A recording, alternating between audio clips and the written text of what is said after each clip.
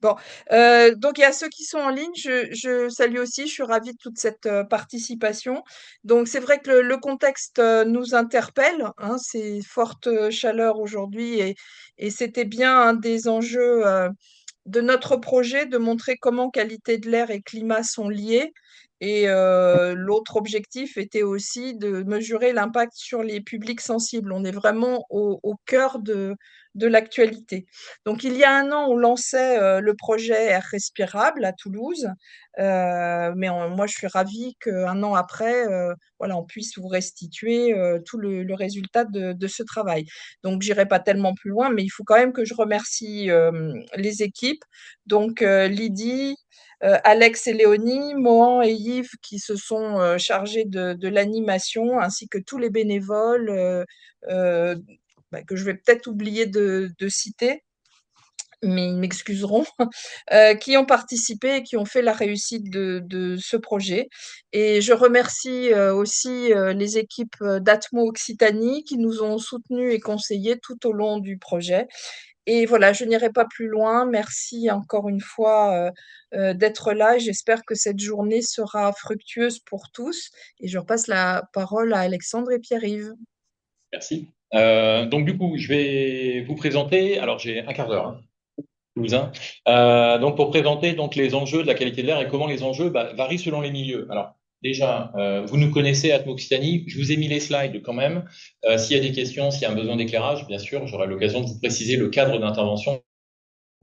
Compte tenu du timing. Alors, j'étais parti sur rappeler, parce qu'on avait eu l'occasion, Régine le disait, sur le projet que vous avez porté au niveau Occitanie, sur ces enjeux de pollution de fond et pollution de proximité. On a une réglementation assez riche en termes de seuil, qu'il soit en intensité de seuil ou en référence finalement temporelle, hein. On a des seuils horaires, des seuils journaliers, des seuils annuels. Il y a des enjeux de proximité et de fond. Donc, proximité, là, je de manière très simplifiée, hein, la pollution de fond, c'est la pollution à laquelle la majorité de la population est exposée, du moment qu'elle est suffisamment éloignée d'un axe de circulation, d'un industriel ou autre. La pollution de proximité, eh bien, c'est l'inverse, c'est celle où la population va être le plus exposée sur un territoire. Et c'est un des enjeux, hein. Les deux ne s'opposent pas du tout, ils sont complémentaires. La réglementation, elle nous demande d'évaluer la qualité de l'air en pollution de fond, puisque c'est finalement l'exposition majoritaire de la population sur un territoire, mais aussi de s'intéresser spécifiquement à ces zones les plus exposées qu'on appelle désormais, je l'évoque un peu plus loin, les hotspots dans la nouvelle directive européenne. Une fois qu'on a dit donc qu'il y avait cet enjeu de la localisation de la population sur le territoire en termes d'exposition, il y a aussi l'intensité et la durée d'exposition. Donc là encore, régulièrement, quand on est amené à discuter avec le public, avec des structures comme les vôtres, il y a ce questionnement sur, alors voilà, le polluant, il évolue au cours de la journée, j'ai dépassé le seuil, par exemple, des 50 microgrammes en moyenne sur une heure en particules PM10. Donc, j'ai dépassé l'épisode de pollution. Non, puisque cet épisode, il est fait en moyenne annuelle, en moyenne journalière. Et en fait, pourquoi? Parce que les particules, on le sait, ont un impact qui est quantifié, justement, plutôt sur le long terme qu'en chronique. À l'inverse de l'ozone, qui peut nous concerner aujourd'hui avec les périodes caniculaires, où on va être sur une intensité de court terme, avec une irritation notamment des voies respiratoires, et donc un seuil qui est défini en moyenne horaire. Donc voilà, c'était petit rappel. En fonction des seuils, l'intensité et la durée d'exposition est à prendre en compte. Chaque seuil est défini par rapport à son impact sanitaire. Alors, on a un contexte, vous l'avez certainement évoqué dans vos échanges au sein des FNE, hein, de baisse, d'abaissement, hein, des seuils avec la nouvelle directive européenne. Je représentais justement cette sévérisation finalement des seuils au niveau européen qui n'atteint pas l'ambition qu'avait fixée l'OMS en termes de seuil pour préserver complètement les populations d'un impact sur la santé. On le voit, hein, les particules PM10, PM2,5, le dioxyde d'azote également, ont eu un abaissement de la valeur. Et après, on a eu aussi un certain seuil qui ont été créés. Un qui a vraiment, enfin, que je souhaitais mettre en avant, c'est le seuil journalier des 50 microgrammes par mètre cube pour les oxydes d'azote.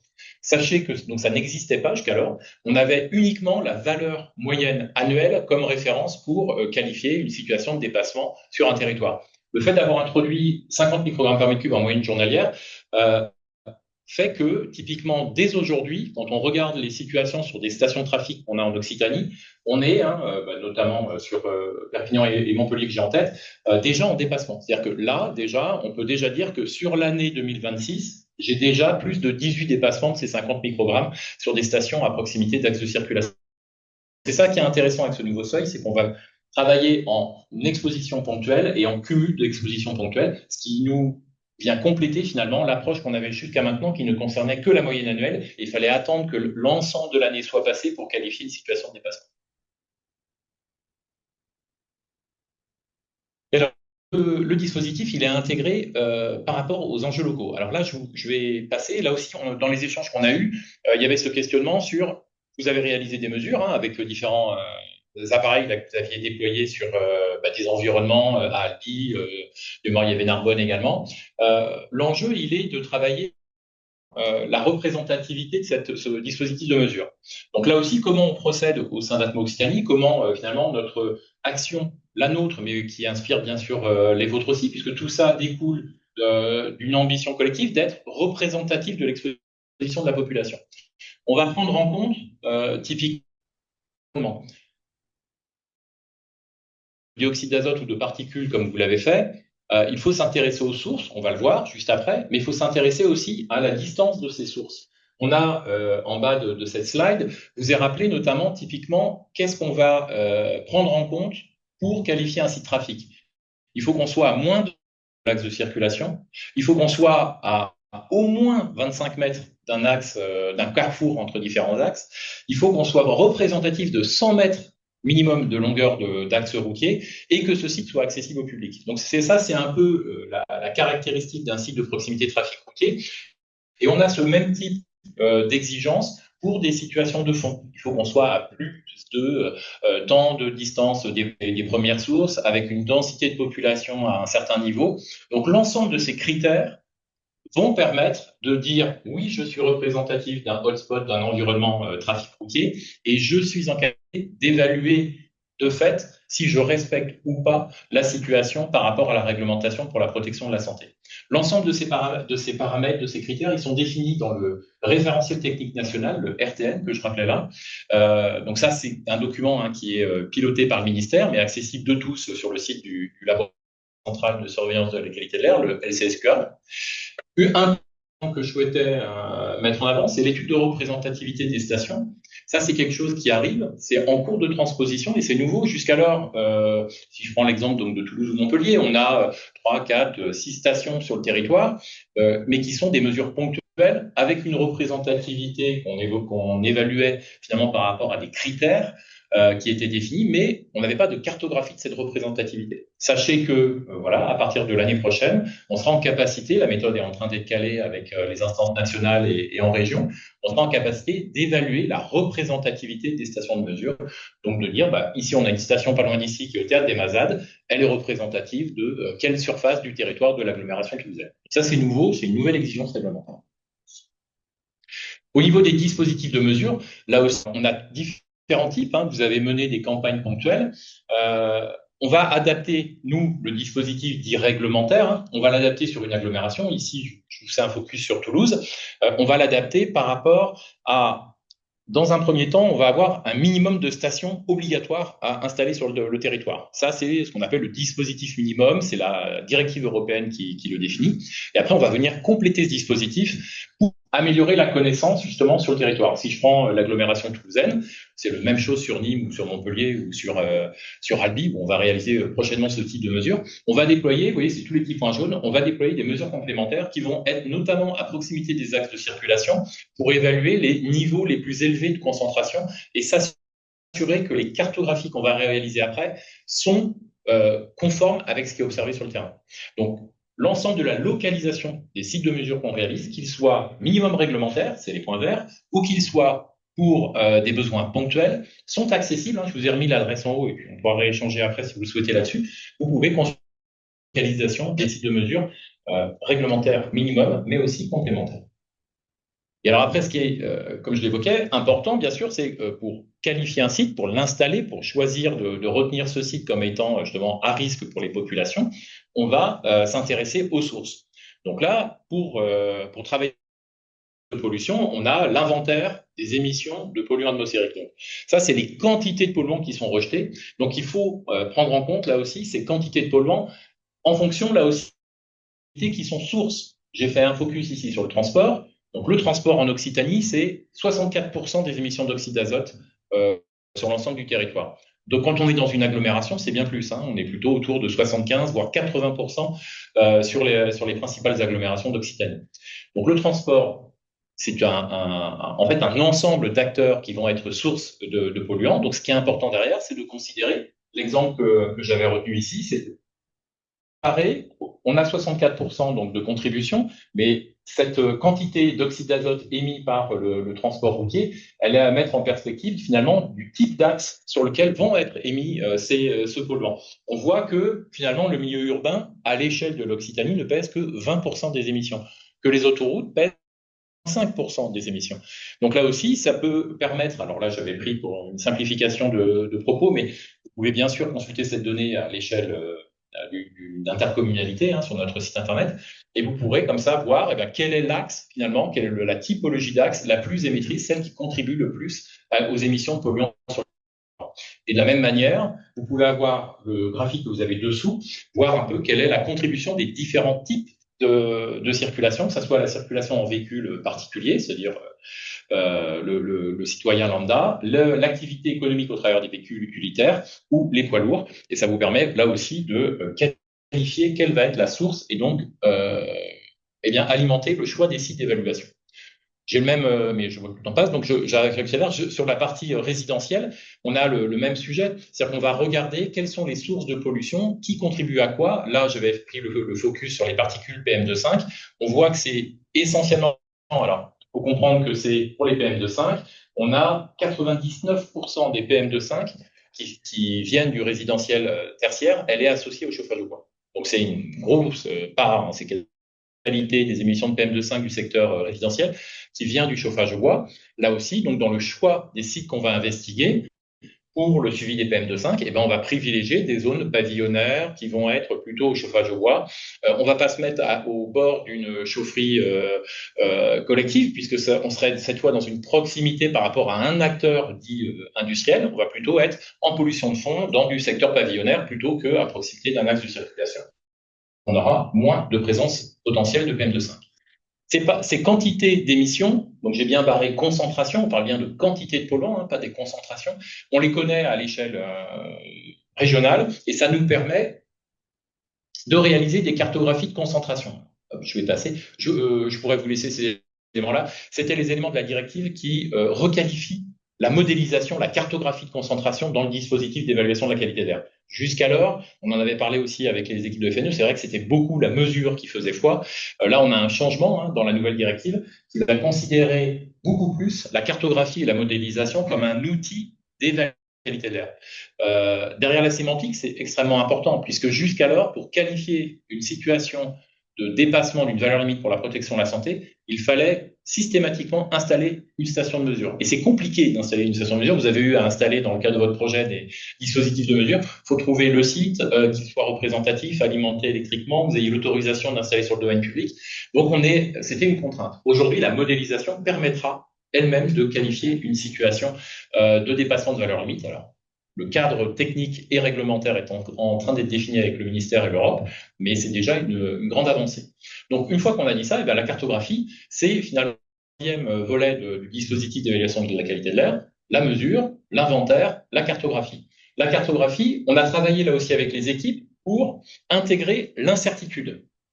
C'est ce qui vous est décrit.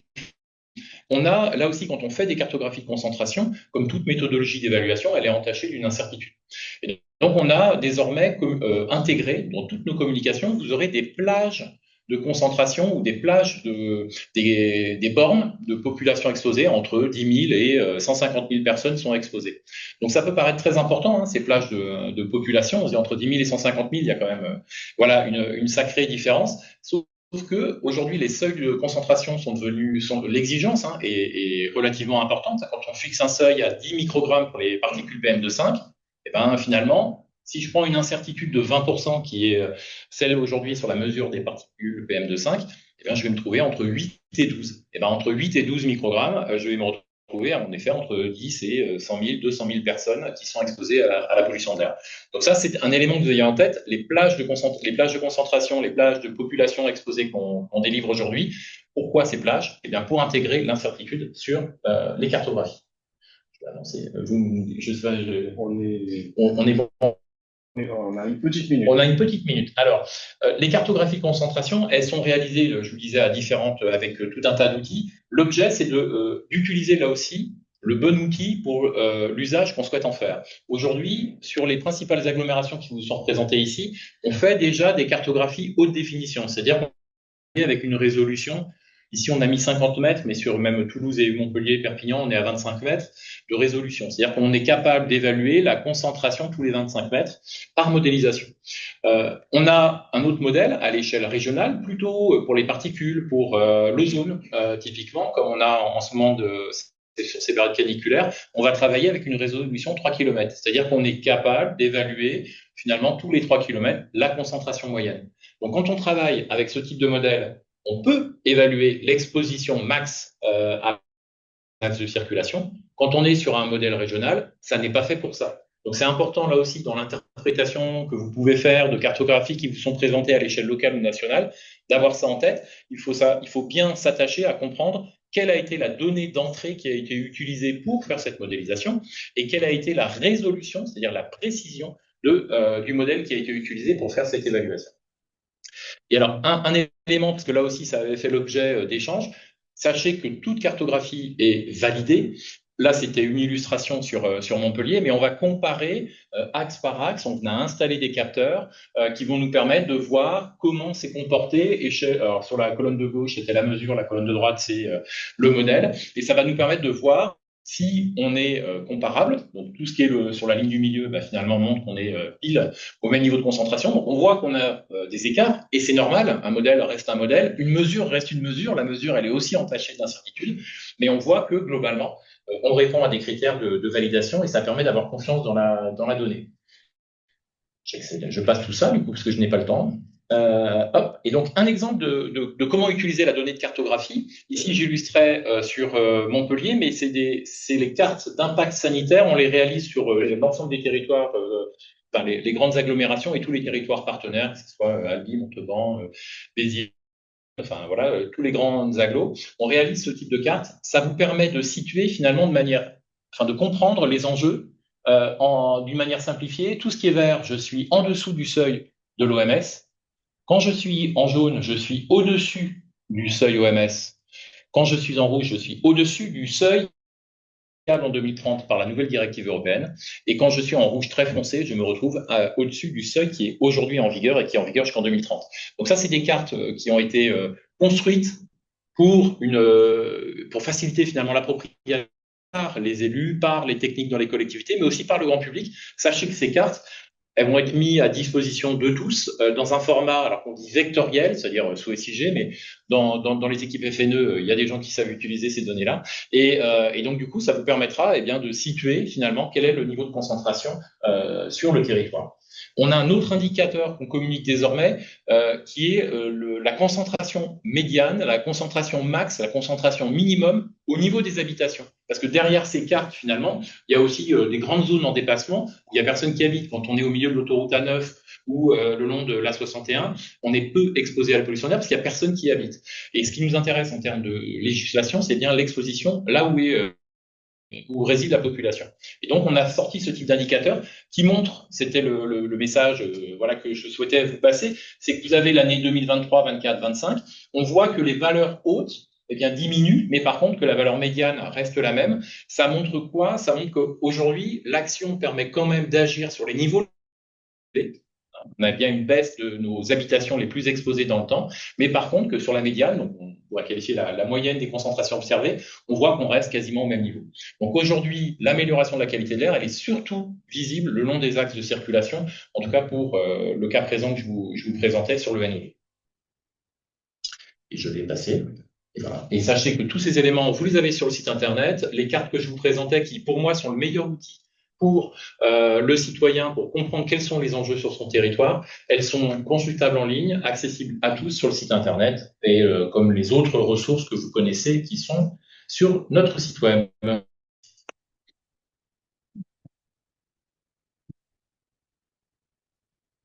Merci. Bonjour tout le monde et excusez-moi pour ça. Donc moi c'est Lydie Nemosa, je suis coordinatrice fédérale à FNE Occitanie Méditerranée et je suis en charge de ce qu'on appelle notre réseau Désir ou dans ce réseau thématique qui traite de tout ce qui est santé, environnement, déchets. On a un focus sur la qualité de l'air. En binôme avec Léonie puis avec Alexandre pour ce qui est de l'équipe salariée, on a porté ce projet, donc Air Respirable. Et là, moi, aujourd'hui, ce que je voulais faire, c'était vous présenter le projet dans son ensemble à l'échelle nationale. Donc, je sais pas, encore une fois, je suis arrivée en retard, je sais pas si vous avez le temps un peu de vous présenter, mais on a avec nous Marie-Blanche Personnaz qui est de FNE National et qui portait justement ce projet à l'échelle nationale. Donc, le principe, si tu veux, c'est moi qui fais commencer. C'était un projet sur 3 régions, donc Occitanie, enfin 3 régions, 3 territoires, puisqu'il y a eu la Haute-Savoie, la Bretagne et l'Occitanie. Le projet porté par FNE avait en fait 2 objectifs principaux. Le premier, c'était d'animer un réseau de citoyens informés, sensibilisés et qui avec la volonté d'être acteurs sur les questions de qualité de l'air.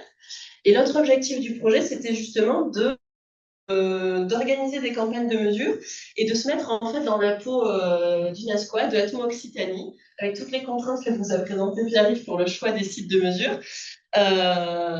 Donc de faire ces campagnes de mesure pour à la fois faire monter en compétence un petit noyau de salariés de bénévoles, dont Yves et moi qui prendront la parole après, et puis de permettre en fait avec ces mesures de communiquer, de sensibiliser sur les questions de qualité de l'air.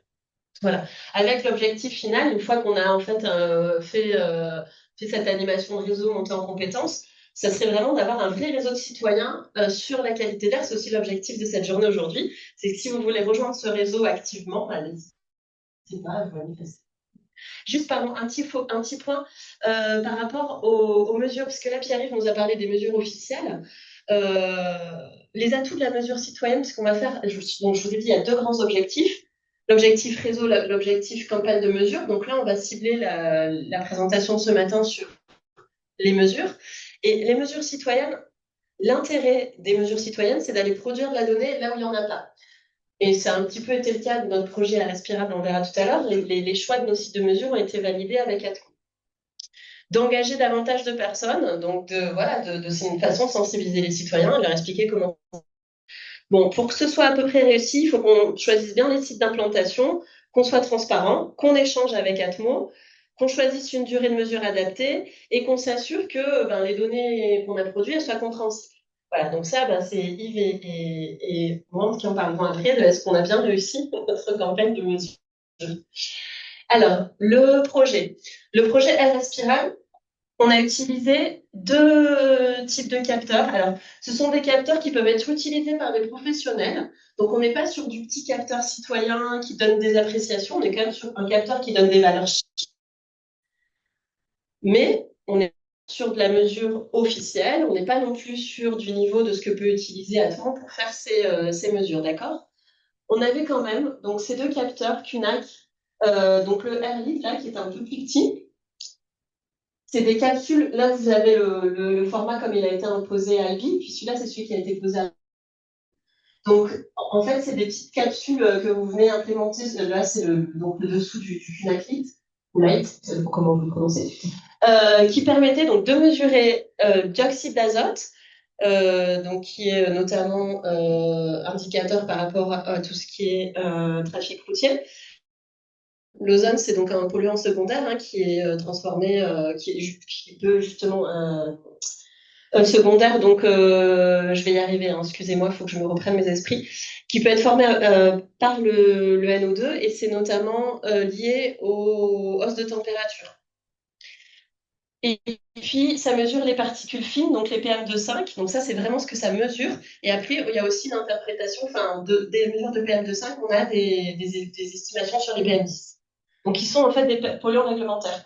Le QNAC Air Pro, ils mesurent la même chose, mais ils pouvaient aussi mesurer l'ammoniac. Nous, sur notre territoire en Occitanie, pas servi, mais en Bretagne, où il y a des enjeux justement voilà, liés à l'agriculture, ils ont utilisé ce module-là.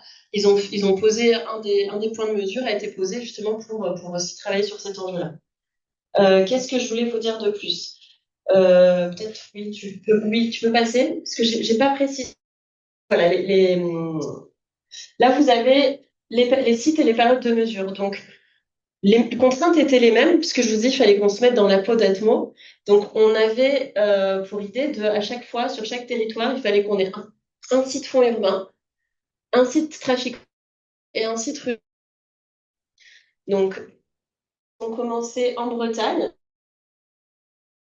Ils ont commencé assez tôt parce que justement, donc dès le mois d'avril, parce que pour l'ammoniac, ben, c'était la période d'épandage. Donc voilà. Sinon, les mesures, elles ont été choisies pendant l'été parce qu'on voulait aussi mesurer l'ozone au moment des plus fortes chaleurs.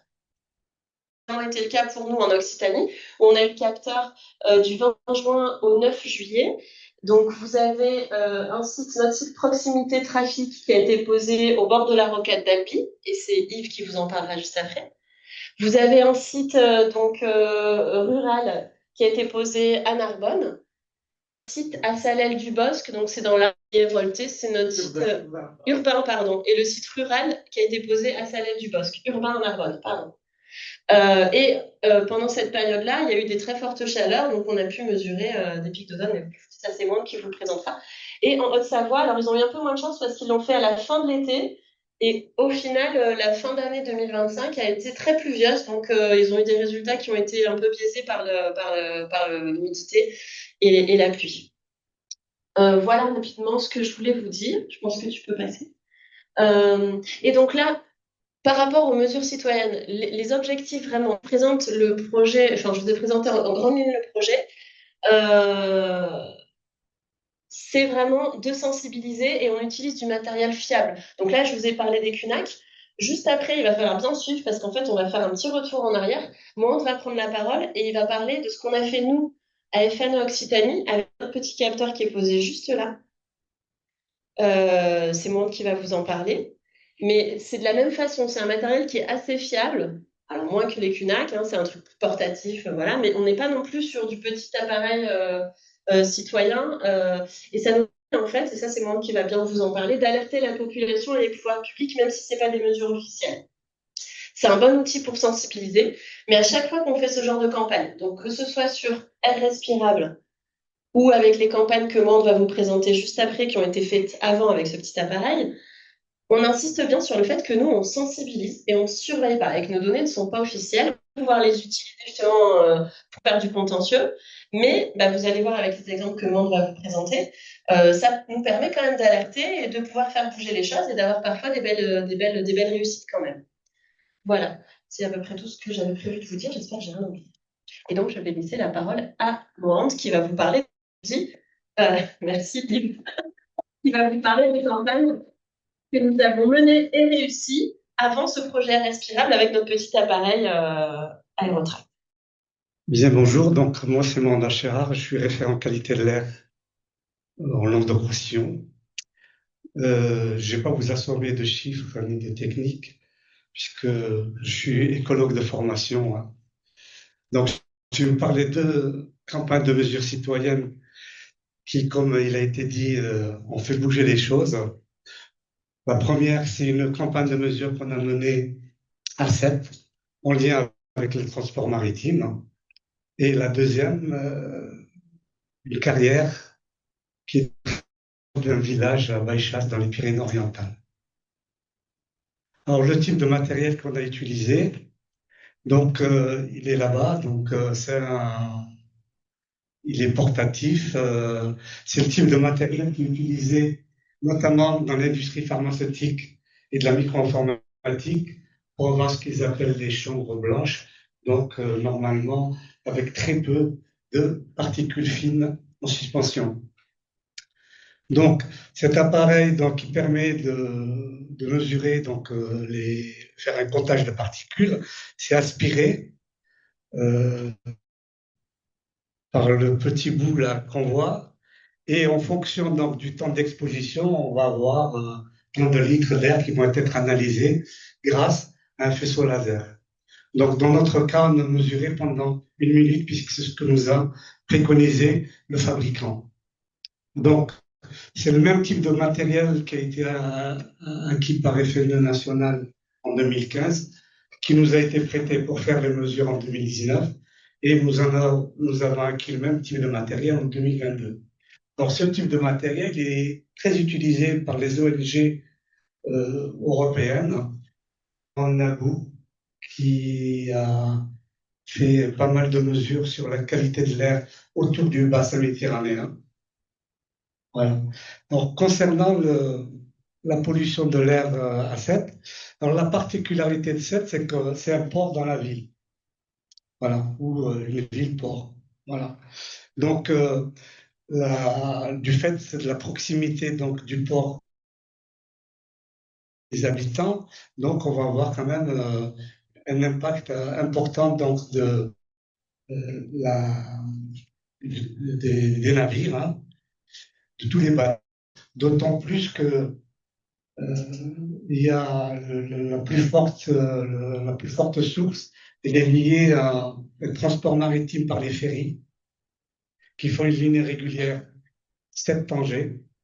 Donc il y a un ferry, voire 2 ferries par jour. Et ce sont de très vieux bateaux qui datent des années 80 pour la plupart, et donc ils sont très polluants. Alors, nous avons fait les mesures entre le mois de février et avril 2019. Donc, au cours de 317 mesures effectuées. Alors, ici, nous avons la chance d'avoir une tramontane qui souffle, donc nord-ouest, et qui donc éloigne toute la pollution qui est produite au niveau du port. Voilà. Donc, attends, je peux encore finir. Donc, les mesures, donc, il a fallu mobiliser des citoyens pour pouvoir le faire. On a sensibilisé une dizaine de citoyens et donc les capteurs ont été posés chez eux. Voilà.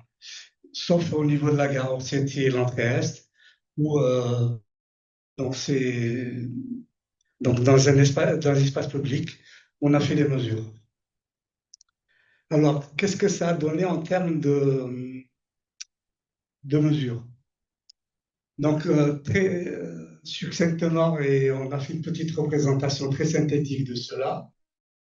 Donc, vous voyez ici les particules en PM10 mesurées sur les 6 sites de mesure, là, et aux dates. Et on montre bien, donc, quand il y a des bateaux, bah, on a quand même des concentrations qui sont plus fortes que quand il n'y a pas de bateau. Puisque, j'ai oublié de vous dire quand même qu'on a tout fait faire des mesures quand il y a bateau, quand il y a plusieurs bateaux. On a aussi indiqué s'il y avait un bateau, 2 bateaux, 3 bateaux, et le type de bateau. Alors, on a fait quelques analyses statistiques dessus, qui sont représentées ici. Notamment ici, donc, quand 0 bateau, 1 bateau, 2, 3, 4, 5. On voit bien qu'il y a quand même, quand il y a pas de bateau, ce type de mesures, donc, ils sont relativement plus rapprochés quand il y a 1 ou 5 bateaux, avec une dispersion très importante selon le nombre de pollution. Ici, donc, c'est de manière un peu plus synthétique aussi. Quand il y a un bateau et il y en a au moins un, on voit bien toujours donc, cet écart faible quand il n'y a pas de bateau, et puis cette grande dispersion, un bateau. Donc, en fait, c'est représenté au niveau du diagramme en droite, là-bas. Et on a fait des analyses de variance qui ont été faites par un prof de statistique. Donc, il montre qu'il y a des différences significatives entre les concentrations mesurées quand il n'y a pas de bateau et quand il y a au moins un bateau. Donc, c'est un alpha de l'ordre de 0,3. Donc, c'est hautement significatif. Voilà.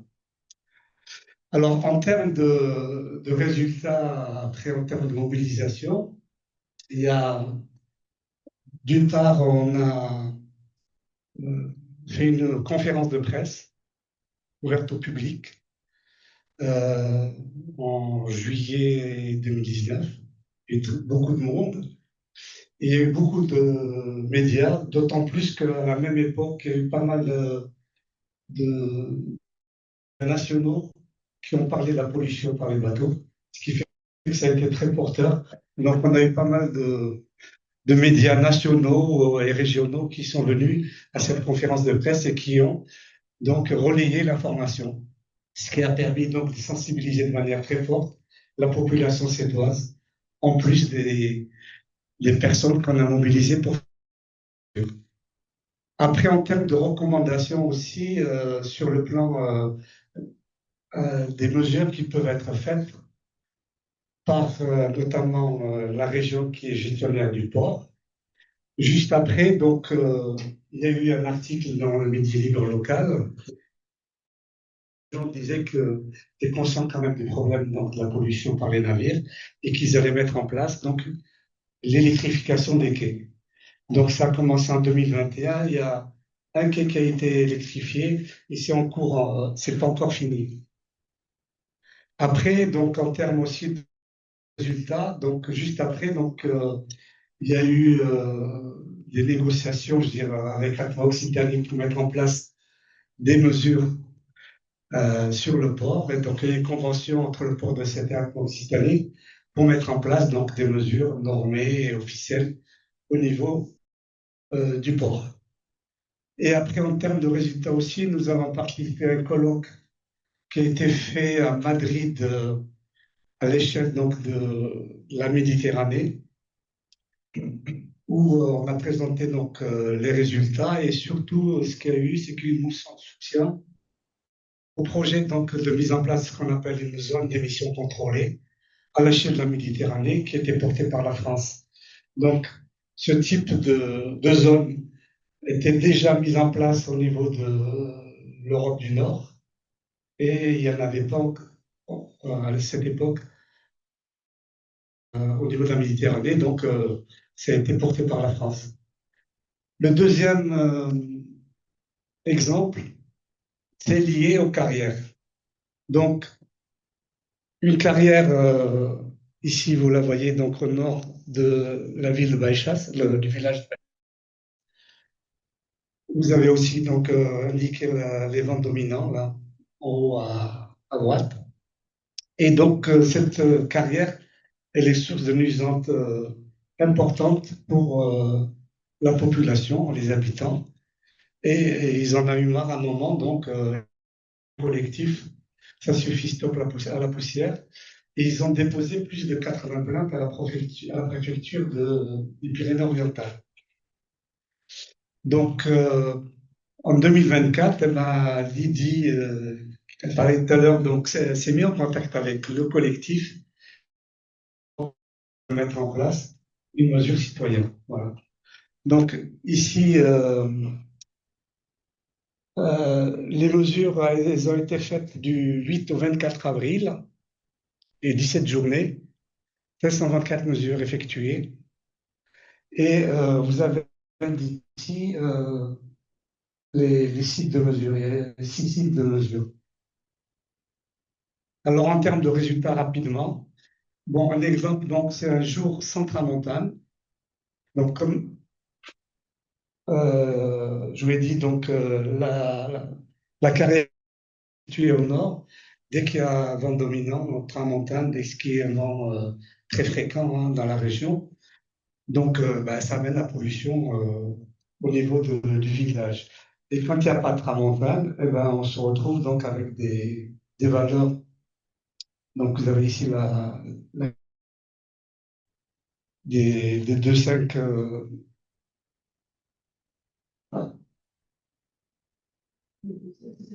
C'est pas la bonne. Il y a les deux visibles. Ouais, ouais. Ouais. Donc, les limites donc, de l'Europe en 2,5 et en PM10. Et on voit bien donc, globalement, on est en dessous ça, des valeurs limites. Très peu de pollution.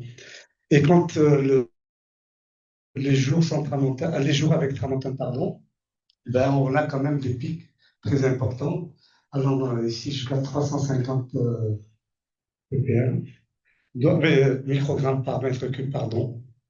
Donc, c'est bien au-delà donc, des valeurs limites, bien des valeurs, des mesures ponctuelles, hein, comme il a été dit auparavant. Bon, après, en termes de résultats, donc, la carrière, elle émet plus de particules entre 3 et 10 microns, ce qui est conforme à ce qui a été mesuré dans pas mal de carrières en France. Donc, les plus fortes concentrations de PM10, elles sont bien sûr mesurées dans les habitations, aux endroits les plus proches de la carrière. Et par exemple, sur les 24 jours de mesure, on a eu 12 jours de tramontane en des valeurs au-dessus des limites réglementaires de 5 grammes par mètre cube. On a eu des pics à 200 et des pics aussi à plus de 300, 6 fois, donc la valeur limite. Donc en gros, c'est impact évident quand même de la carrière sur la qualité de l'air. Et c'est uniquement les jours de non-fonctionnement ou l'absence de tramontane que les valeurs limites réglementaires ne sont pas dépassées. Alors après, en termes d'impact et de la suite de ces résultats, ces mesures, donc on a fait également une conférence de presse où il y a eu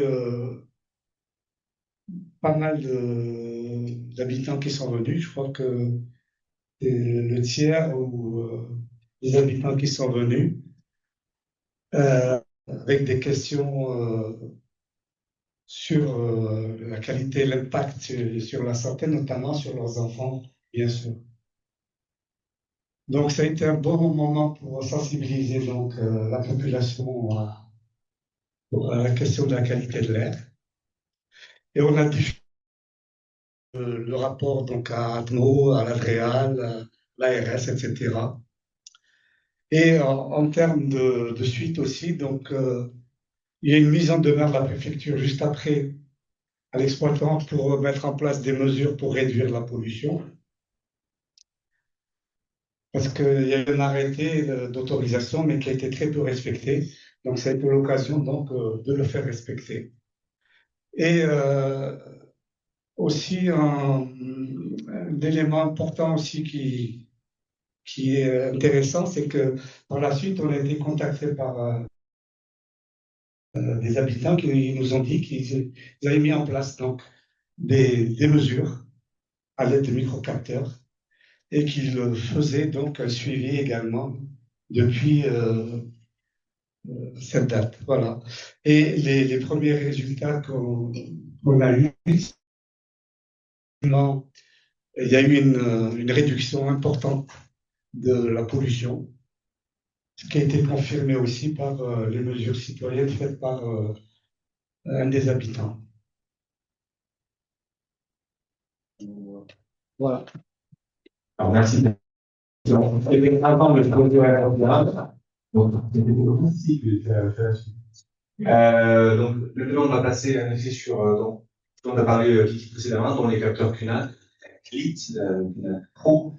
Et donc là, c'est moi qui va aussi reprendre pour les deux sites, donc urbain et en milieu rural. Carbone et Samuel de Bosque. Et tu as très peu de temps. Alors, on s'organise. Et la séance de lui présentera la partie du trafic. Tu as 6 minutes. Oui, mais c'est rapide puisque ça va être repris aussi par Yves. Donc, les campagnes de mesure, il y a une à Narbonne, donc il y a un site urbain, et Salelle des Bosques, qui est normalement un site rural, mais on a eu des surprises par la suite. Voilà.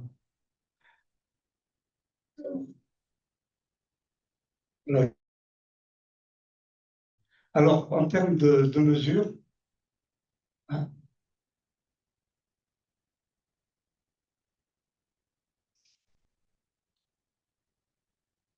alors, en termes de mesures concernant les PM10, Il n'y a pas celle je sais pas. Alors, Narbonne, c'est le cas. Alors, le 99, c'est-à-dire le bleu, c'est Albi. Alors, ouais, le 99, c'est Narbonne. 99, c'est Albi. Albi, Le 100, c'est Salel et le 110, c'est Narbonne. Voilà. le 100, voilà, 110, voilà. Alors, pour ce qui est des PM10, donc, on a indiqué en haut les valeurs, donc, les valeurs limites, donc, de 50 microgrammes. Donc, quel que soit le site, donc, on est des valeurs limites. Et ce qu'on voit aussi, c'est que, je sais pas pourquoi ils ont pas indiqué la bonne, c'est pas indiqué la bonne. C'est pas bon diagramme, pardon. Ouais, C'est celui-là, c'est celui-là. ouais. Ah. Voilà. Pour ce qui est des PM2,5, donc, ben, le site de Narbonne, on n'a eu qu'un moment où ça a dépassé. C'était autour du 23 ou 24 juin. Donc, on a on a une évolution similaire sur les trois sites. C'est tout ce qu'on peut dire à ce niveau-là. De toute façon, Yves, tu vas reprendre de manière plus détaillée les comparaisons entre les sites.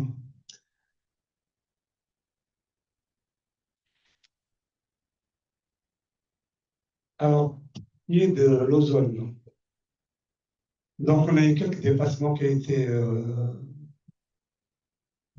observés, principalement donc sur le site de Narbonne et pas du tout sur le site de Salers.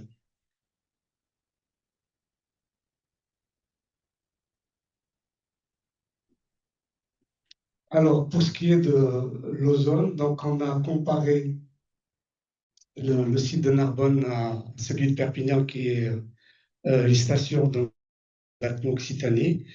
On note quand même une, euh, une même évolution, donc ce qui nous rassure par rapport à nos capteurs pour ce qui est de l'ozone.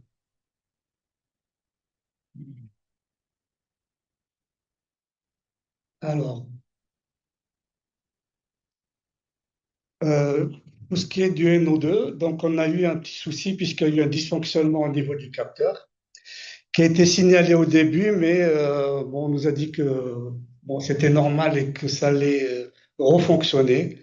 Et maintenant, donc, on s'est rendu compte que il n'a pas bien fonctionné puisque il fallait augmenter la valeur limite minimale de 955 microgrammes par mètre cube. Voilà. Alors, pour ce qui est des donc on a les mêmes valeurs à peu près. Hein. Voilà, là. Donc, ouais. Au niveau du NO2, on a eu une petite, comment dirais-je,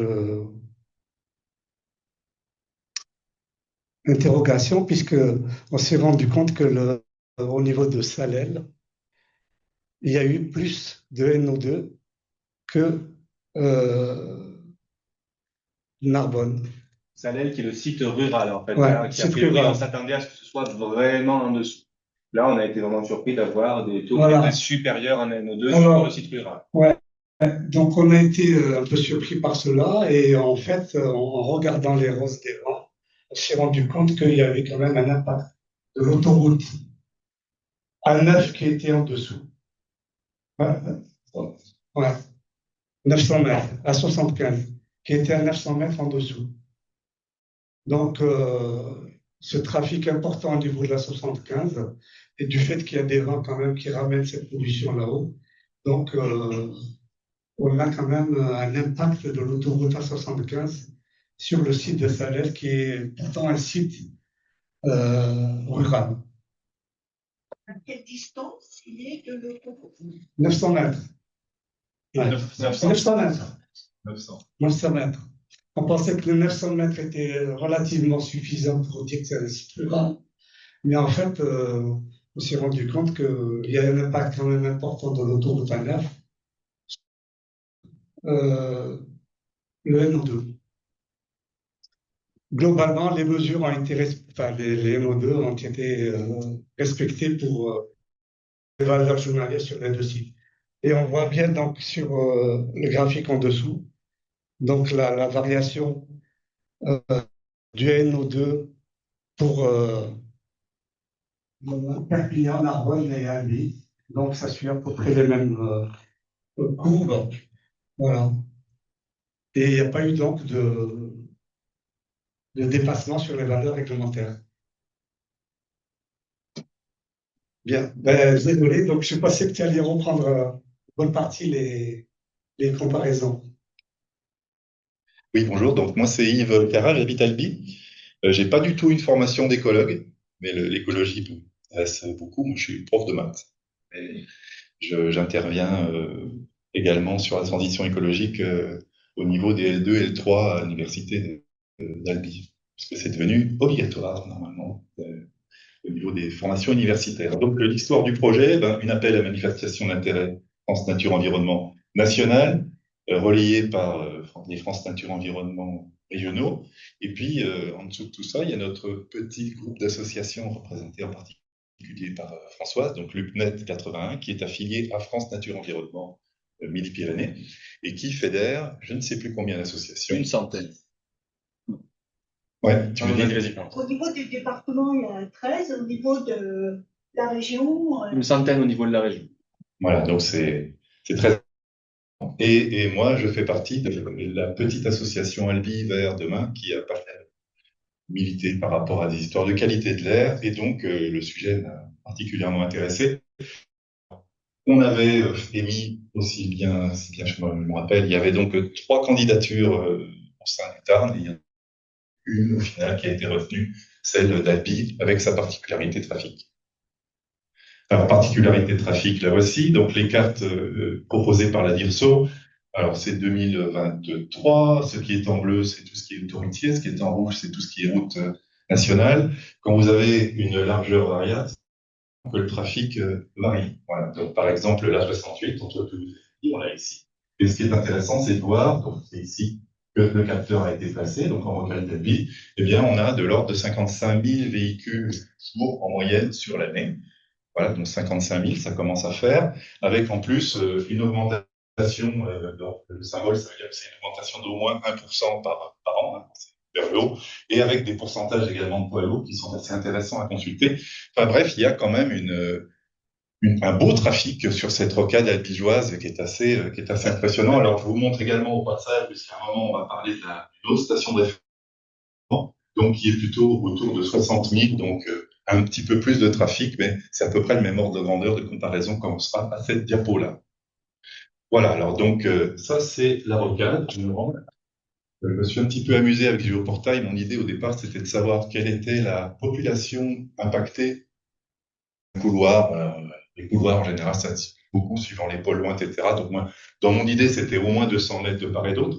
Et donc en gros, les cases qui font 1 kilomètre de côté, les deux plus coloriées, c'est-à-dire celles que je vous montre, c'est 2000 ou 4000 habitants en moyenne par kilomètre carré. C'est quand même du monde, hein, sachant qu'il y a environ 50 000 habitants maintenant. Donc en fait, quand vous suivez ce cheminement-là, vous allez trouver essentiellement les quartiers populaires d'Albi, voilà, au nord. Ça, c'est malheureusement souvent comme ça que ça se passe.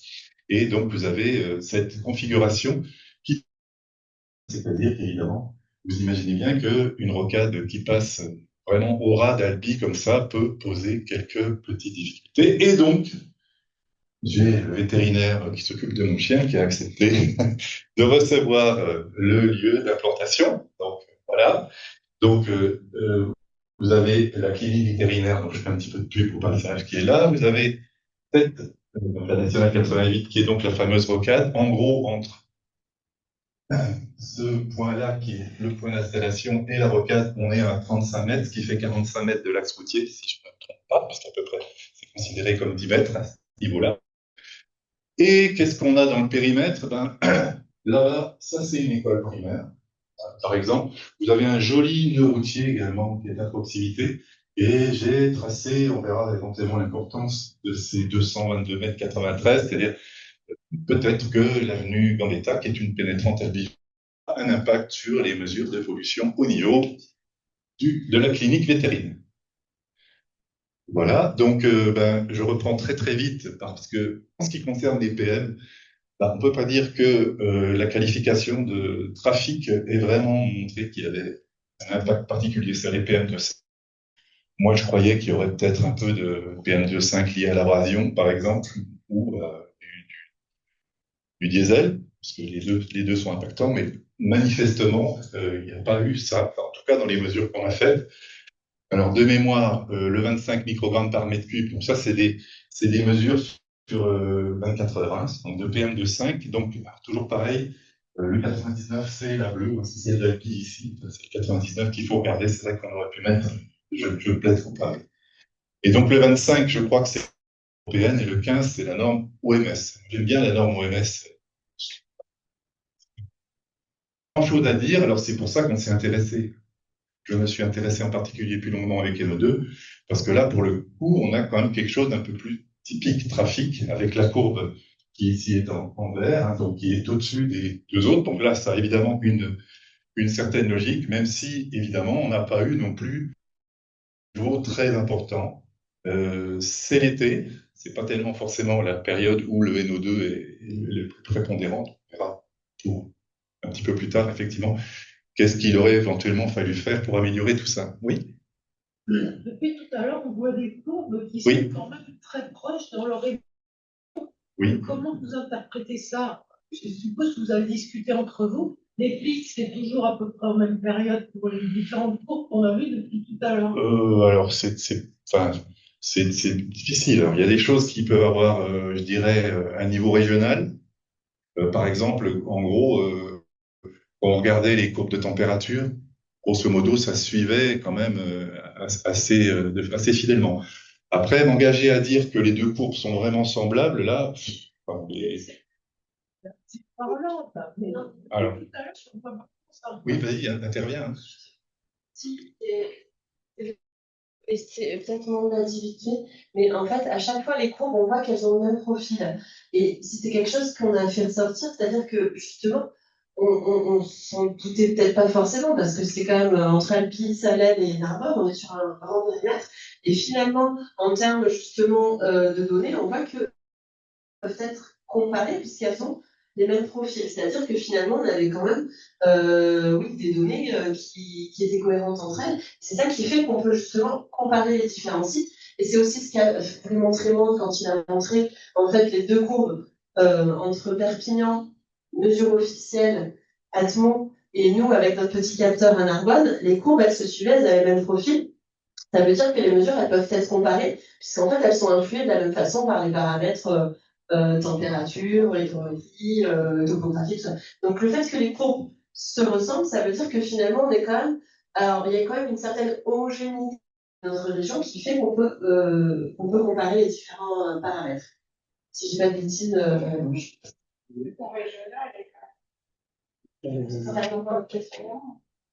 Voilà, moi j'avoue qu'à titre personnel, je m'y attendais pas autant quand même. Donc, bon, je pense que Mais avec un certain décalage quand même, hein, au niveau des pics. oui, alors là on peut le regarder plus précisément quand même, c'est pas facile, hein, vu l'échelle hein, quand même.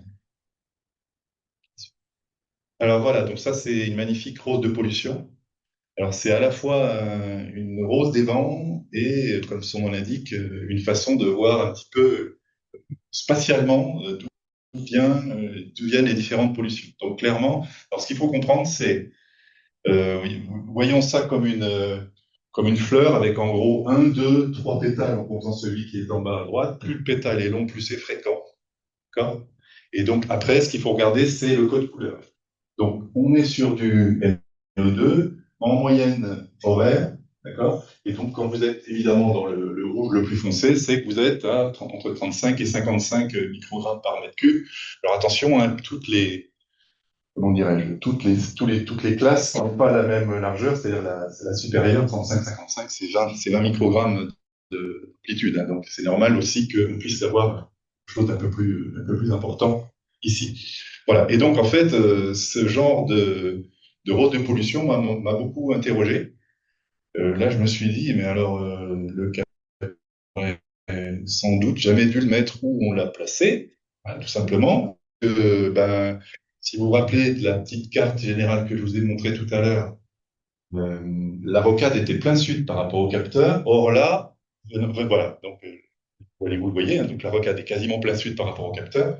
Et là, on se dit, mais alors la rocade n'a aucune influence sur le capteur qu'on a placé. Évidemment, une des explications, bah, c'est déjà, on voit les vents dominants, qui sont quand même clairement ouest, nord-ouest, nord-ouest, voilà, qui nous apportent une certaine pollution, voilà.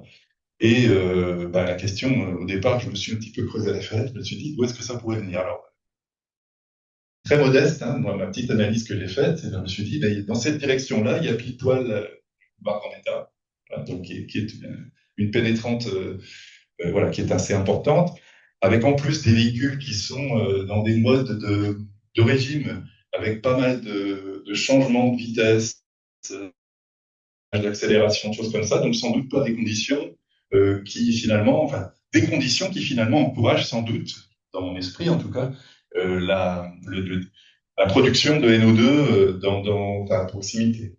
Voilà. Donc on est quand même, et malgré tout, c'est à 200 mètres. Alors ce qui est intéressant, c'est de voir qu'il y a quand même un étalement assez régulier, hein, je vais parler d'éventail large de concentration, donc ce qui veut dire qu'en fait, suivant les conditions de vent, on n'a pas quelque chose, on n'a pas forcément une source très concentrée.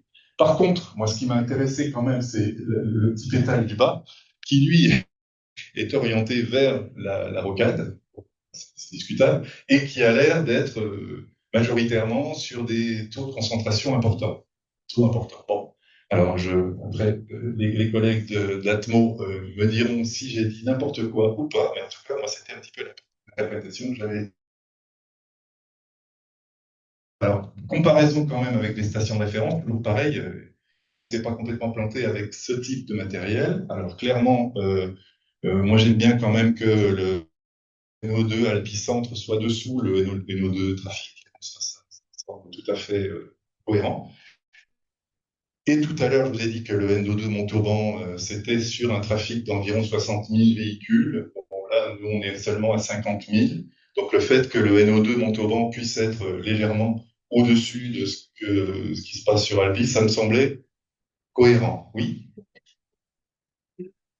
C'est le nôtre, Oui. le CUNAC. Oui, ça, c'est le nôtre. Voilà. Et les deux autres, c'est les stations officielles Atmo. C'est du matériel Atmo. Oui, tout à fait. Parce que justement, c'est ça que je voulais dire au début que j'ai oublié, c'est qu'il n'existe pas de station Albi Trafic Atmo. Il n'existe pas de station Albi Trafic Atmo, puisqu'il n'y a qu'une station en Albi centre qui, jusqu'à une période récente, ne mesurait que les PM10 et les NO2, et qui maintenant mesure les PM2,5, d'après ce que j'ai appris ce matin. Très bien. Voilà, alors je me suis dit, bon, on va essayer quand même de modéliser un petit peu tout ça. Donc je suis allé chercher source CEREMA, donc ça c'est une étude 2019. Donc en gros, ce qu'il faut que vous compreniez, c'est que ce qui est en pointillé, c'est l'axe routier, c'est-à-dire que vous êtes entre les deux voies. D'accord? Donc le zéro, en fait, il est sur le bord routier qui est complètement à l'opposé par rapport au capteur, la largeur de la voie. Donc en gros, la voie, elle commence moins 20. Okay, avec l'échelle qui est faite. Et donc, comme on est grosso modo à 35 mètres, eh bien, on s'est dit, il faut se mettre à moins 55 et ensuite, il suffit de choisir la bonne couleur avec le bon trafic. Alors, c'est une modélisation, comme toute modélisation. Il faut prendre ça avec des pincettes. Rural, c'est 90 km/h max, qui est le cas dans cet endroit-là. Circulation fluide, ben, donc, effectivement, on peut imaginer que s'il y a des embouteillages, ça ne se passe pas comme ça. Parc 2020, donc évidemment, c'est parce que le millésime des voitures va avoir forcément une influence plutôt à la baisse sur ces émissions de polluants. Voilà. Et le vent faible à 90 degrés. Bon, alors, vent faible, ça c'était sûr. Alors, j'ai oublié de vous dire tout à l'heure, mais au vent, on a eu au maximum 5 km/h à peine. Ce qui veut dire, bon, je pense que le vent faible, on y est. À 90 degrés, alors là, pas du tout. Par contre, je trouve intéressant, c'est que ce que pointe la flèche rouge, c'est qu'on se retrouve à un niveau de NO2 qui est de l'ordre de 14-15 microgrammes par mètre cube.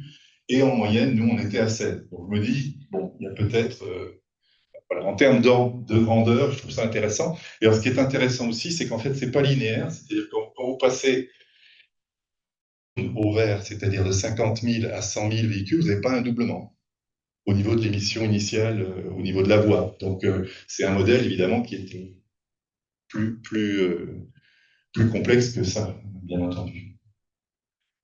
Ensuite, alors, voilà, on a voulu quand même faire un petit peu de tentative de relation entre le climat et la qualité de l'air.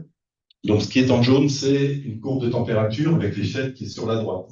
Ce qui est en bleu et en vert, eh bien, c'est NO2 en bleu et en vert, ce qui est ozone. D'accord? Donc, l'idée, c'était un petit peu de voir est-ce qu'il y avait des relations.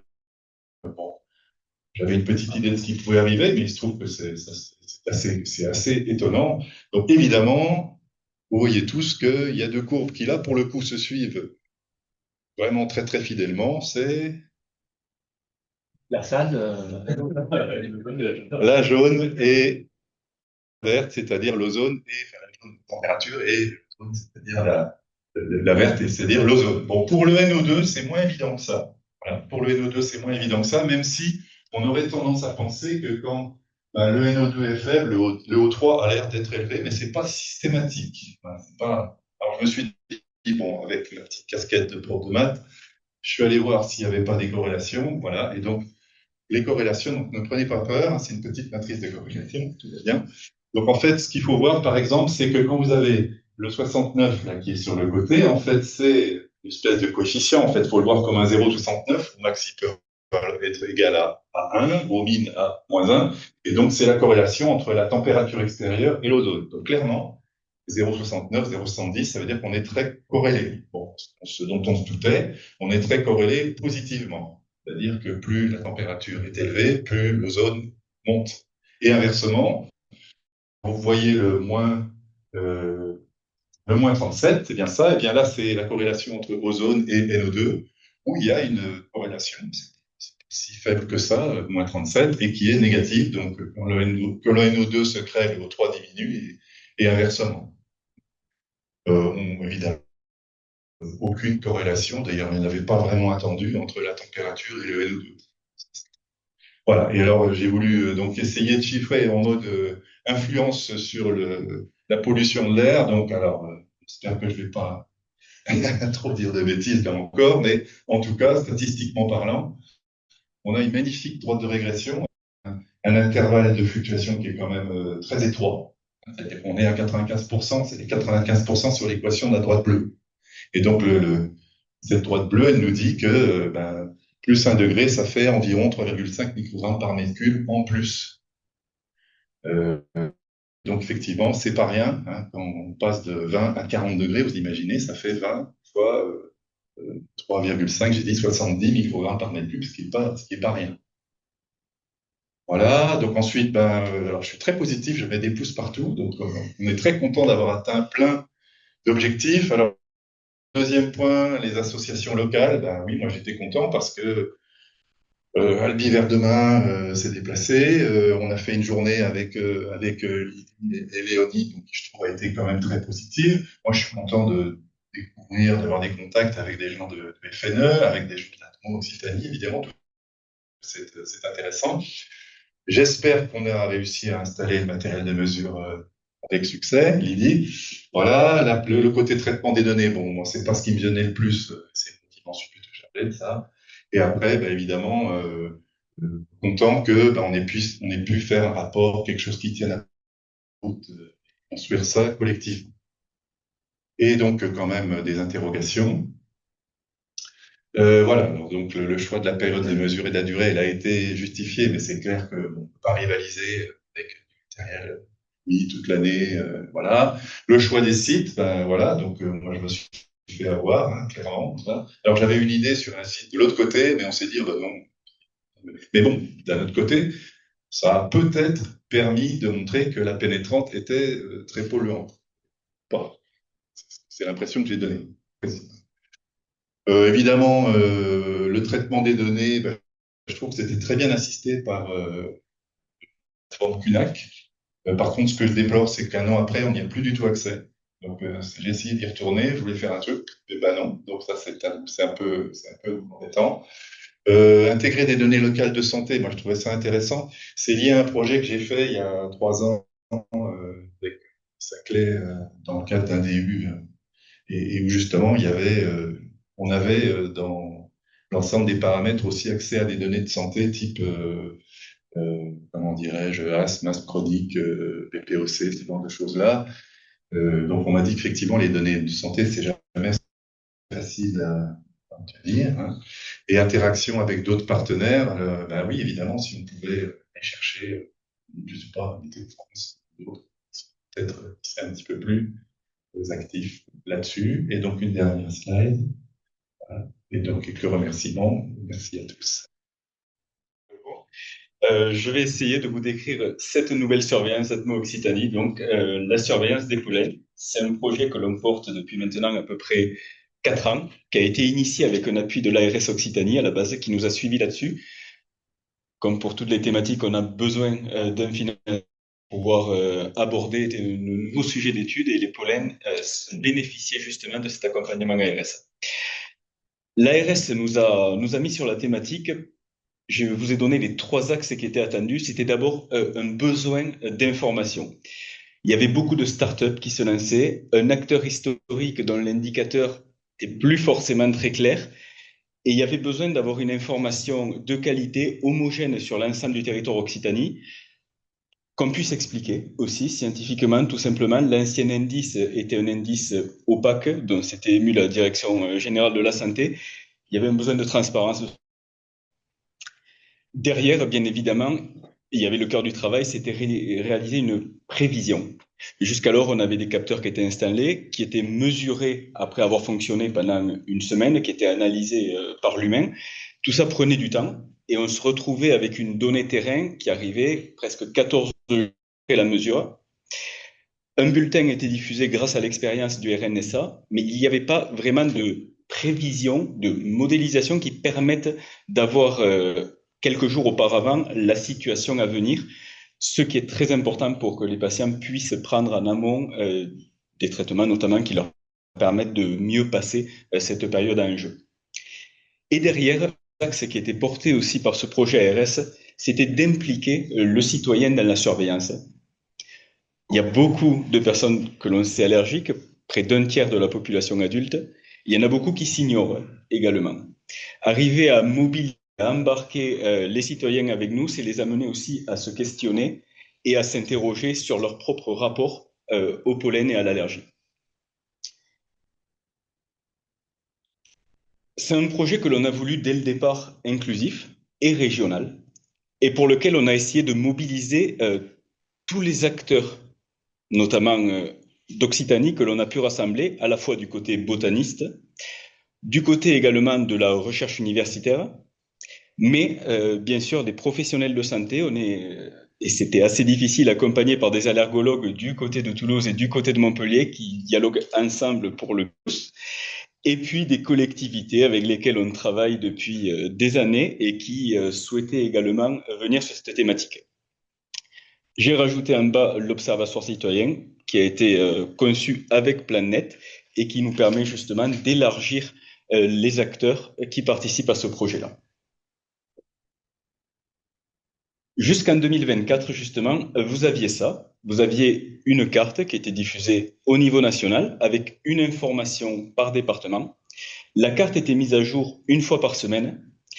L'ensemble des pollens qui étaient surveillés étaient les mêmes, quel que soit le département. Il n'y avait pas non plus, je le note ici, de remontée citoyenne du terrain. Les données de mesure, ça c'était crucial quand on a monté ce projet, n'étaient pas disponibles. Le RNSA ne les diffusait pas, ce qui était un frein pour que d'autres citoyens ou d'autres experts puissent aller sur la thématique. Et puis, je vous l'ai indiqué, il y avait une certaine opacité de l'information. Ce que l'on a souhaité amener avec le dispositif Pollock, bon, c'est un nom qui a été choisi pour mêler à la fois notre région et puis ce nouveau Pollock. C'était justement de pouvoir travailler sur quelque chose qui soit représentatif de l'Occitanie. Et pour être représentatif de l'Occitanie, il fallait déjà qu'on choisisse des espèces qui soient plutôt propres à notre région. 22 taxons. Alors, nous, on n'avait pas forcément la compétence en interne pour sélectionner les pollens qui allaient être les plus allergisants. On s'est tourné vers les allergologues, on leur a présenté des listes absolument exhaustives de pollens qu'on avait vues avec un potentiel allergisant partout dans le monde. Ils nous ont aidés à en sélectionner 22, ce qui est déjà un sacré travail pour nous de travailler sur 22 pollens. C'est un choix qui normalement reflète toute la diversité des climats d'Occitanie. C'est une région qui est complexe. On a des collègues qui sont en Pays de Loire qui ont quasiment le même climat sur toute la région. Nous, si on se trouve sur la côte méditerranéenne, on n'est pas non plus sur les mêmes types de végétaux que ce qu'on va avoir dans les Pyrénées. Il fallait qu'on arrive à avoir une liste qui reflète tout ça. Et puis, je note qu'on a la possibilité d'adapter cette liste aux besoins pour rajouter ou peut-être supprimer, afin de simplifier le travail, dans l'avenir, cette liste assez riche. Pollock, c'est également un projet qui se propose de donner des prévisions à une échelle fine. Là, vous voyez, c'est l'exemple de la Haute-Garonne. Rien que ce département est déjà traversé par 5-6 climats, selon qu'on regarde les nuances de bleu et de vert. C'est un département complexe. Dans la première phase de notre projet, on proposait un indice pour l'ensemble du département, mais rapidement, il y avait des remontées des patients et des pharmaciens notamment qui nous disaient que l'indice n'était pas suffisamment précis. Les personnes qui se trouvaient du côté effectivement des Pyrénées ne ressentaient pas les mêmes choses que ce que Toulouse. Donc, petit problème, parce que pour qu'une information puisse être intéressante pour le patient, il faut quand même qu'elle reflète son quotidien. Donc, on a beaucoup travaillé pour pouvoir descendre la modélisation à une maille assez fine et adaptée aux enjeux des territoires. Là, je vous présente les découpes aux agglomérations, mais on peut le faire à la commune. On a essayé également de prendre en compte la répartition réelle des végétaux. C'est quelque chose qui était un peu abandonné. Il y a d'autres types de modélisation qui avaient été mises en œuvre, notamment au niveau européen. Mais là, on souhaitait avoir un cadastre aussi précis que possible. Je vous montre l'olivier sur la gauche. On voit bien sa répartition. Bon, désolé pour ceux qui sont en visio, effectivement, ma main sera moins visible. Mais on voit de l'olivier qui est présent plutôt de mental sur cette zone, et puis évidemment sur le pourtour méditerranéen. Le bouleau et le noisetier ont encore des répartitions différentes. Je vous épargne les graminées, tout le territoire est vert. Ce sont des cartes qu'on a pu intégrer directement dans notre modèle et qui permet d'estimer pour chaque point au kilomètre près la densité du végétal en question. C'est des cartes qui ont été réalisées par une division du consortium universitaire PlanNet, GeoPlanNet, qui couple en fait des données de nature du sol qu'ils ont pris du BRGM, des observations de plantes qui avaient été faites et qu'ils avaient extrait de bases nationales. Ils ont regardé les conditions météo historiques de ces parcelles et en faisant des recoupements statistiques, ils ont estimé des chances de présence de ces végétaux. Pour construire notre modèle, on s'est appuyé sur la mesure historique qu'il y a eu dans la région par le RNSA. Une fois que le RNSA a cessé son fonctionnement, l'État a récupéré, les a diffusés en open data. On a eu accès, alors que effectivement les discussions qu'on avait jusque-là ne nous le permettaient pas. On a entraîné notre modèle sur les années 2005-2020. On l'a testé sur les années 2021-2024. Je vous montrerai les résultats tout à l'heure. Derrière, on en a conclu que la qualité de sortie était suffisamment robuste. On l'a entraîné sur les toutes dernières années, afin qu'il bénéficie de plus de 20 ans de données d'entraînement. Et on a ensuite lancé la production. Sauf que le modèle va nous donner une concentration de pollen qui est en grains par mètre cube. C'est intéressant, mais donner cette information-là sur la concentration à un patient allergique, je trouvais ça assez peu parlant. Et on a eu besoin de qualifier Alors, pour qualifier l'exposition, il y a différentes approches possibles. Il aurait pu y avoir une approche plus médicale où on qualifie le risque allergique. Vous êtes dans une période où le risque allergique est faible, fort. Là, on a eu plutôt un coup d'arrêt des allergologues qui nous ont expliqué que chaque patient a une réaction totalement différente au pollen. Certains vont être sensibles dès les premiers grains, de l'ordre de 3-4 grains par mètre cube. Ça va déclencher des premiers symptômes. Pour d'autres, ça va être uniquement les pics qui vont être à risque. Et il nous expliquait que pour la majorité des personnes, c'est l'évolution forte entre les faibles et les fortes concentrations qui déclenche les symptômes allergiques.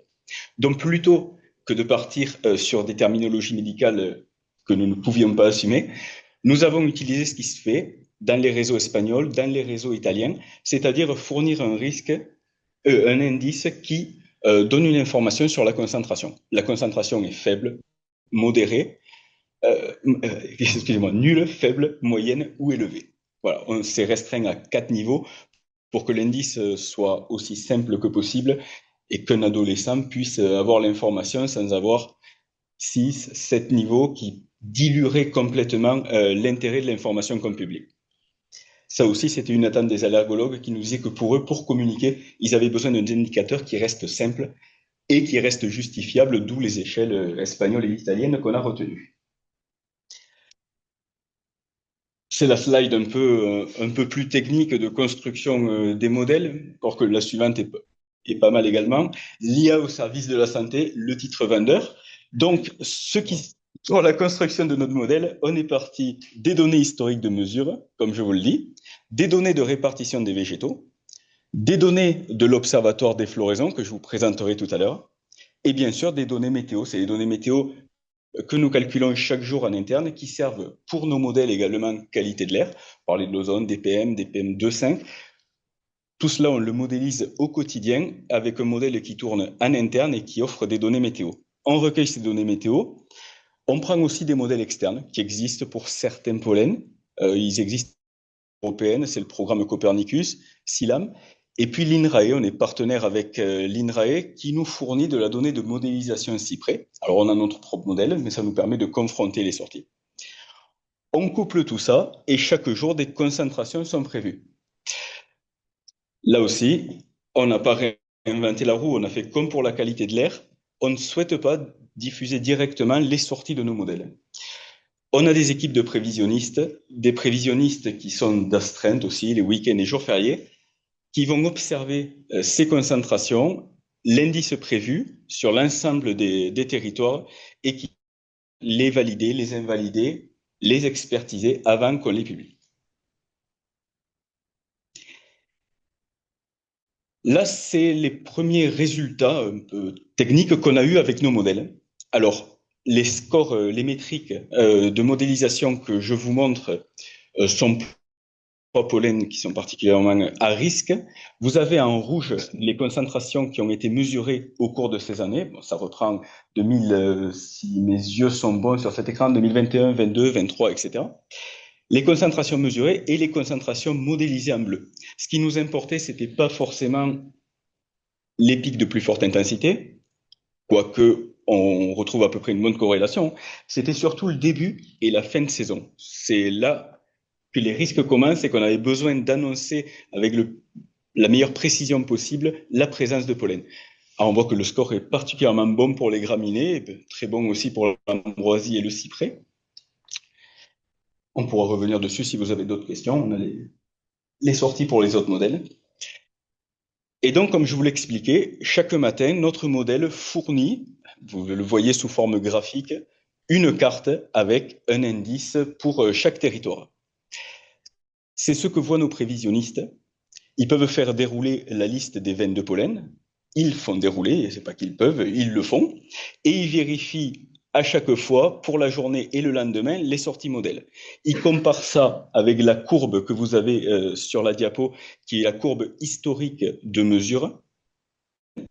À droite, avec la carte de répartition, si le modèle sort de forte concentration sur une zone où le végétal est techniquement pas du tout présent, il va invalider ça comme une erreur du modèle.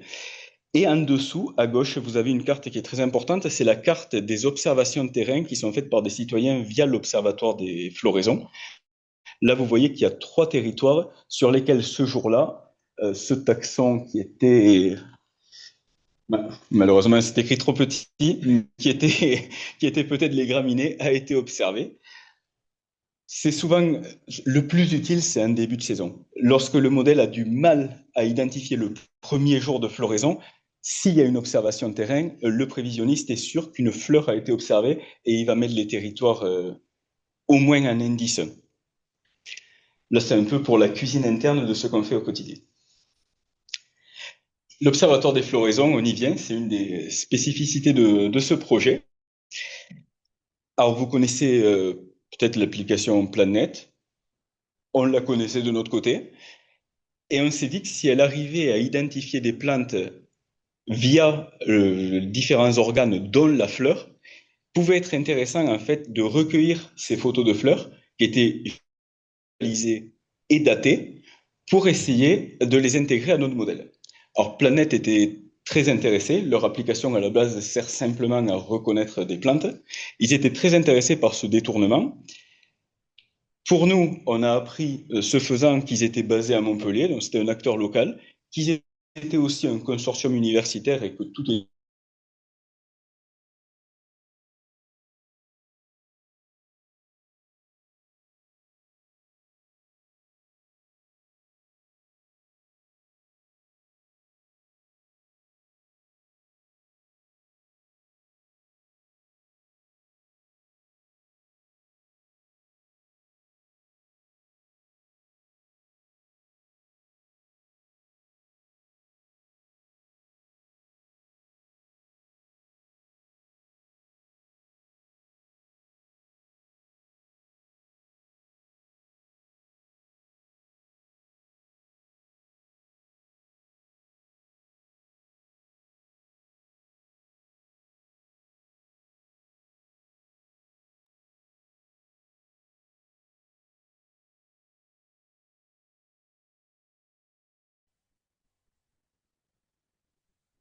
On n'entend plus rien en visio.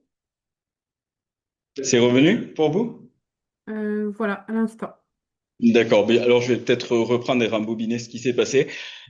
Il existe d'autres démarches pour impliquer les citoyens dans la surveillance des pollens. Dans d'autres régions, ça s'appelle le pollinaire. C'est une façon d'amener les citoyens dans la nature, de leur faire découvrir les plantes allergisantes et avec une application spécifique, de les inciter à chaque jour déclarer les plantes qu'ils voient en fleurs. Ça ne fonctionne pas, ça demande énormément de temps humain pour garder ce réseau actif. Et des régions qui ont une initiative comme Grand Est, après 10 ans d'efforts, c'est une quinzaine de citoyens bénévoles qui déclarent de façon active. Pour nous, on n'avait pas les moyens de s'engager là-dedans. Planète existait déjà. Ce qui nous intéressait, c'est qu'il y avait les gens qui allaient nous accompagner là-dessus et ceux qui allaient le faire sans même le savoir. Ils allaient photographier une fleur pour l'identifier parce que la fleur leur semblait curieuse ou jolie. Et ils allaient participer à notre projet sans même le vouloir, faire de la prose sans le savoir. C'était quelque chose qui nous plaisait dans son approche. Le fonctionnement est tout simple.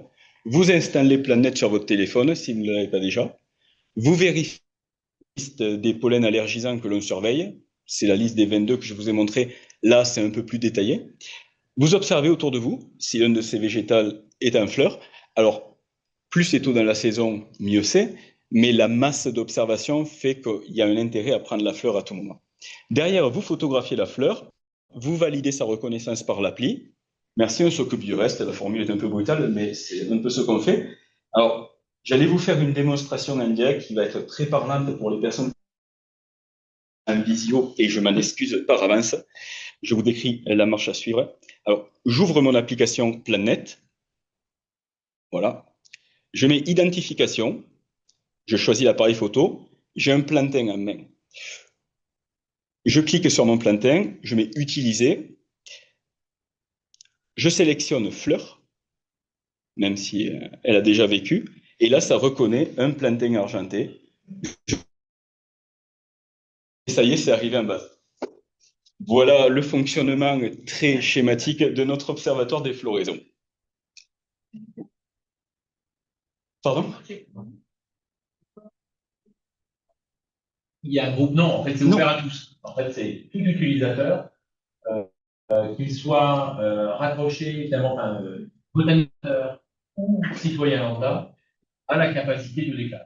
Alors, c'était l'objet, c'était de massifier les déclarations. Je comprends pas que quand il n'y a pas un groupe, on travaille sur les collègues. Non.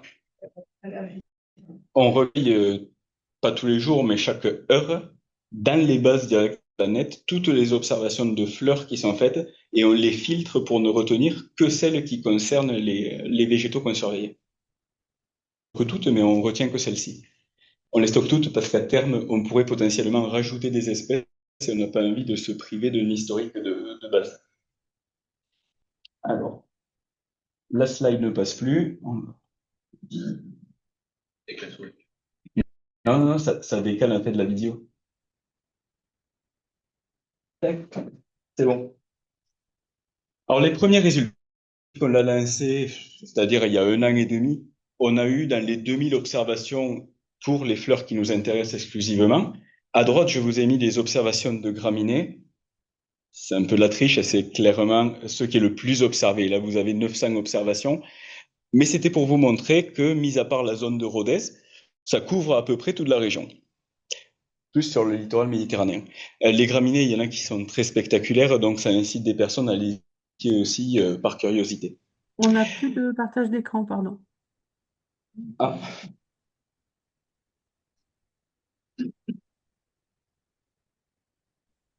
Alors là, c'est vrai que pour partager l'écran, je suis dans ma présentation, j'en ressors. Non. Je sais pas. Comment il l'a pris. Ben, en fait, on l'avait très bien tout à l'heure, donc Ouais.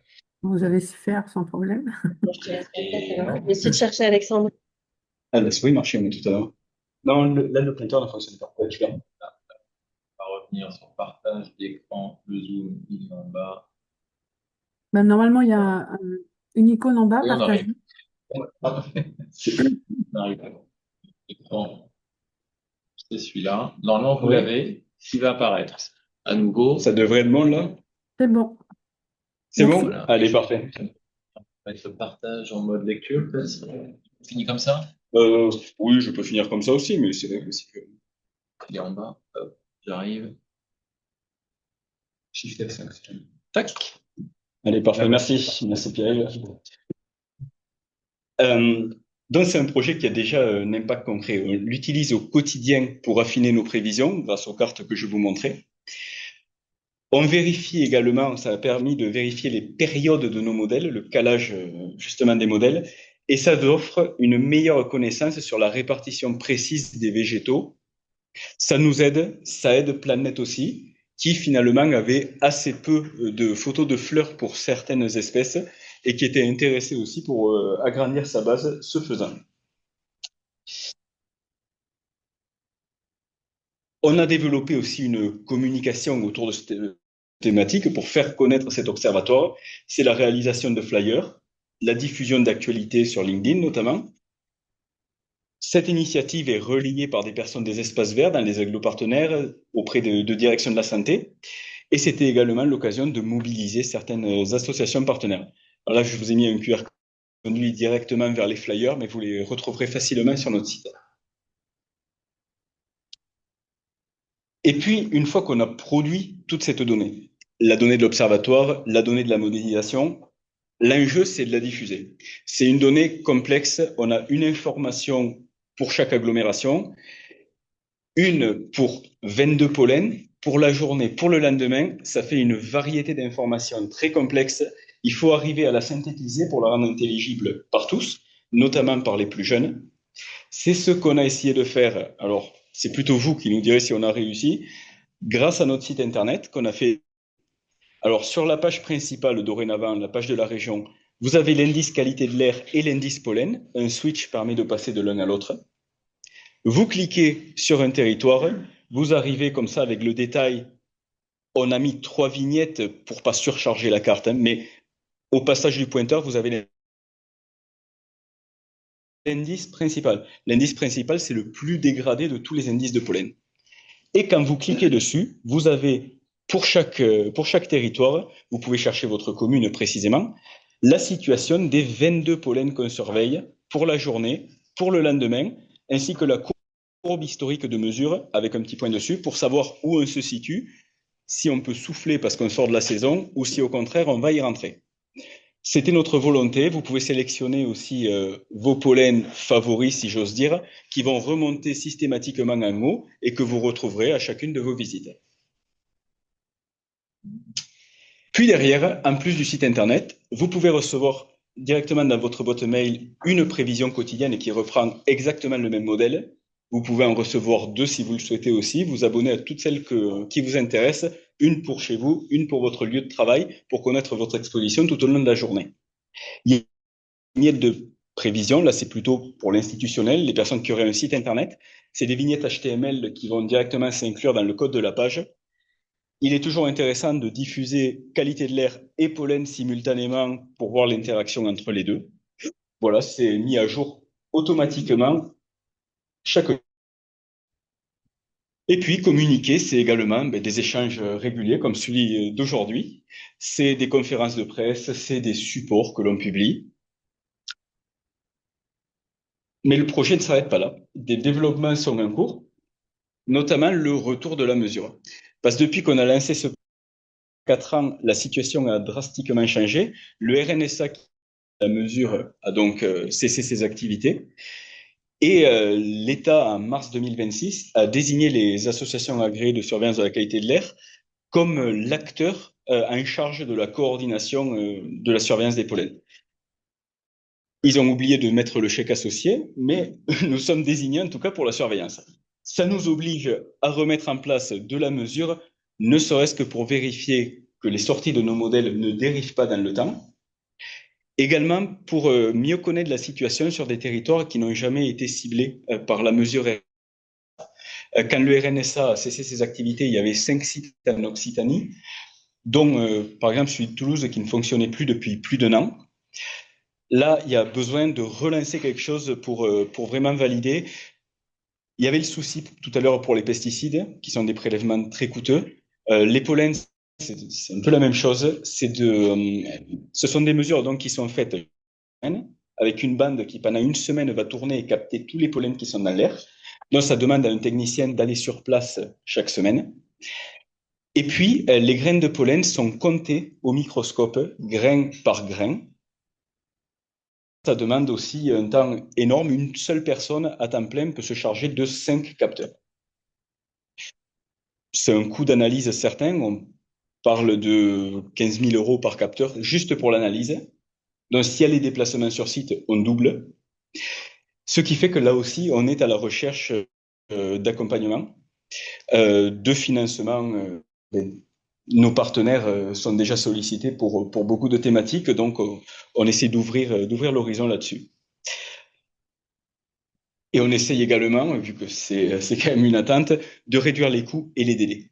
Et pour ça, le comptage humain a son intérêt. Il y a une norme qui est fixée et tout est fait de façon réglementaire, mais on peut multiplier les capteurs en faisant lire au moins une partie des échantillons par les machines. L'Université de Montpellier a des bases de pollen qui ont été stockées. Il y a un programme de recherche qui est en cours de finalisation pour essayer d'entraîner justement des machines à lire ces graines de pollen. Alors, il y aura du travail à mener là-dessus, des recoupements à faire avec de l'analyse humaine. Ça ne va pas supprimer l'expertise humaine, ça ne passera pas, surtout sur un sujet aussi complexe, mais ça permettra d'optimiser et possiblement de multiplier les sites de mesure parce que là, on est justement limité par le financement.